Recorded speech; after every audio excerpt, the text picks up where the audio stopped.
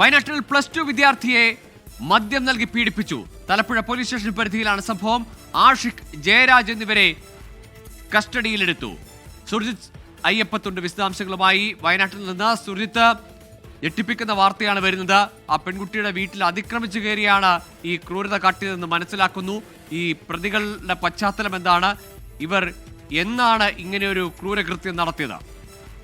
കഴിഞ്ഞ 13-ാം തീയതിയാണ് ഈ ഇത്തരത്തിൽ കേസിനാസ്പദമായ സംഭവം. രണ്ടുപേരെയാണ് അറസ്റ്റ് ചെയ്തിരിക്കുന്നത്.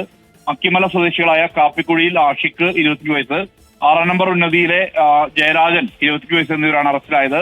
ഇവർക്കെതിരെ പോക്സോ നിയമപ്രകാരവും ഒപ്പം തന്നെ BNS വകുപ്പുകൾ, വിവിധ വകുപ്പുകൾ ഉൾപ്പെടുത്തിയാണ് എടുത്തിരിക്കുന്നത്. എന്തായാലും ഇതുമായി ബന്ധപ്പെട്ട് ഇവരുടെ അറസ്റ്റ് രേഖപ്പെടുത്തി റിമാൻഡ് ചെയ്തു.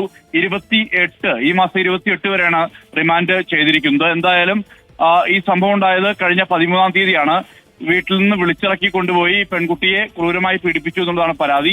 ഈ പരാതിയുടെ അടിസ്ഥാനത്തിലാണ് ഇപ്പോൾ നിലവിൽ ഇത്തരത്തിൽ ഒരു അറസ്റ്റിലേക്ക് പോലീസ് എത്തിയിരിക്കുന്നത്. തലപ്പുഴ പോലീസ് സ്റ്റേഷൻ പരിധിയിലാണ് ഈ ഒരു സംഭവം ഉണ്ടായിരിക്കുന്നത്. ഗോകുൽ, ശരി. വയനാട്ടിലാണ് 16 വയസ്സുകാരിയായ +2 വിദ്യാർത്ഥിനിയെ വീട്ടിൽ നിന്ന് വിളിച്ചിറക്കി കൊണ്ടുപോയി ലൈംഗികാതിക്രമം കാട്ടിയത്. കൂട്ടബലാത്സംഗം 2 പ്രതികൾ ഇപ്പോൾ റിമാൻഡിലാണ്. സുർജിത്ത് അയ്യപ്പത്താണ് വിശദാംശങ്ങൾ പങ്കുവച്ചത്.